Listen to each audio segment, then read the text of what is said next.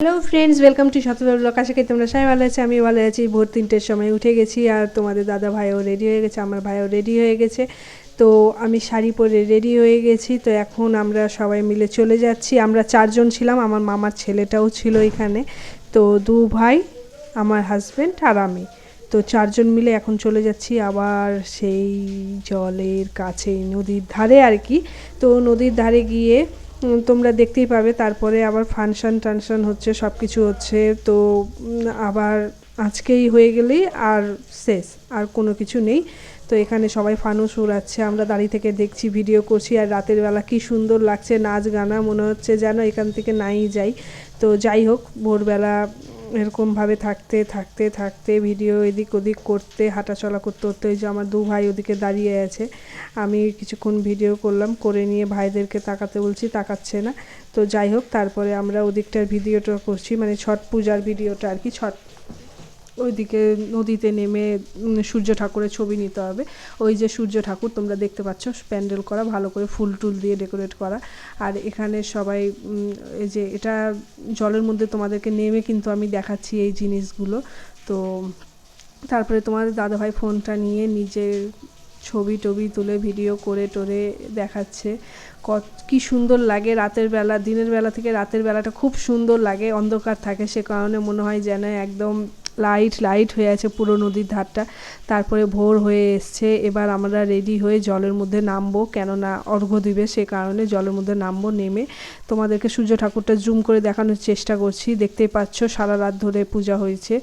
আর ভোর 3টা কি 3:30 বা 3:45 বাজছে, তখনও পূজা হচ্ছে। তো এই দেখো সূর্য ঠাকুরটা বেরাবে, সবাই ক্যামেরা করছে। তো সে কারণে এতটা লাইট, তার মধ্যে ওদিকে ফাংশান হচ্ছে, সে কারণেও আরও লাইট। তো তোমাদের দাদা ভাই স্নান টান করে ওই যে দাঁড়িয়ে আছে, দেখতে পাবে তোমরা। আর তারপরে এবার আমি স্নান করব, স্নান করে নিয়ে তারপরে আমি দাঁড়াবো, দাঁড়িয়ে নিয়ে আমার ভাই ভিডিওটা শ্যুট করছে। তো আমরা দুজন মিলে দাঁড়িয়ে আছি জলের মধ্যে, এত ঠান্ডা লাগছিল, বাপরে বাপ, বলার কিছু নাই। তো যাই হোক, কষ্ট না করলে কেষ্ট মিলে না, সে কারণে সূর্য ঠাকুরও বেরাচ্ছিল না, কতক্ষণ ধরে দাঁড় করিয়ে রেখেছিল। তবুও এবার বেশি টাইম নেয়নি, গাছের ফাঁক দিয়ে দেখতে পাচ্ছ উঁকি মেরে দেখছে যে কে দাঁড়িয়ে আছে কে দাঁড়িয়ে নেই ভালো করে। তো যাই হোক, তো তারপরে আমরা সূর্যটা যেই বেরালো সেই আমরা প্রণাম করে ধূপকাঠি দেখিয়ে টেকিয়ে নিয়ে তারপরে আমরা চলে আসলাম। এসে নিয়ে তোমাদের দাদাভাই আবার কুলা নিয়ে অর্ঘ্য দিবে, অর্ঘ্য দিয়ে তারপরে আমরা এখান থেকে বাড়ি যাব। ভিজা কাপড় পরেই বাড়ি যাব।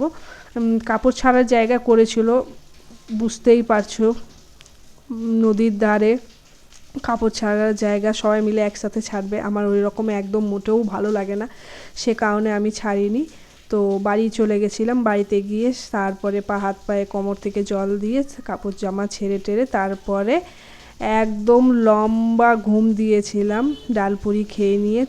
তো ওগুলো ভিডিও আর শ্যুট করা হয়নি, রাস্তাতে যাওয়ার ভিডিওই শ্যুট করা হয়নি, কেননা শাড়িটা বারে বারে পায়ে জড়িয়ে যাচ্ছিলো, ভিজা শাড়ি। সে কারণে যারা অনেকে ছট পূজা করেছো তারা সবাই নিশ্চয়ই জানবে যে ভেজা শাড়ি পায়ে জড়িয়ে যায়।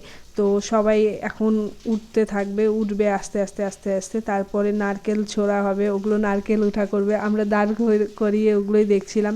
আর ব্রিজের উপর থেকে কত শয়ে শয়ে শয়ে শয়ে লোক দেখছে, মনে হচ্ছে এক ঝাঁক পাখি দাঁড়িয়ে আছে, একদম এত সুন্দর লাগছিল। তো ওই পাটটাতে সেরকম মনে হয় ছট পূজা কেউ করে না, সেরকম ভিড় ছিল না, ফাঁকা ছিল। তোমাদের দাদাভাই জলের মধ্যে হাঁটতে হাঁটতে মনে হচ্ছে ফোনের ভিতরে ঢুকে যাবে। তারপরে আমি আস্তে আস্তে হাঁটছি, জলের মধ্যে হাঁটা যাচ্ছে না, তার মধ্যে নিচে কী সব আছে, কাদা টাদা। তো যাই হোক, তারপরে আমরা ধারে চলে আসলাম। ধারে এসে এবার পিসি ঘুরছে, তারপরে তোমাদের দাদাভাই ওদিকে দাঁড়িয়ে আছে, তোমাদের দাদাভাই ঘুরবে, ঘুরে অর্ঘ্য দিবে, অর্ঘ্য টর্ঘ্য দিয়ে টিয়ে নিয়ে তারপরে আমরা এখান থেকে হাঁটতে হাঁটতে বাড়িতে গিয়ে আর আমি ভিডিও শ্যুট করিনি, তোমাদেরকে আগেই বললাম। তো আমার ভিডিওটা যদি তোমাদের ভালো লেগে থাকে চ্যানেলটা সাবস্ক্রাইব করে পাশে থাকা বেল আইকনটা প্রেস করে দিও। বাই।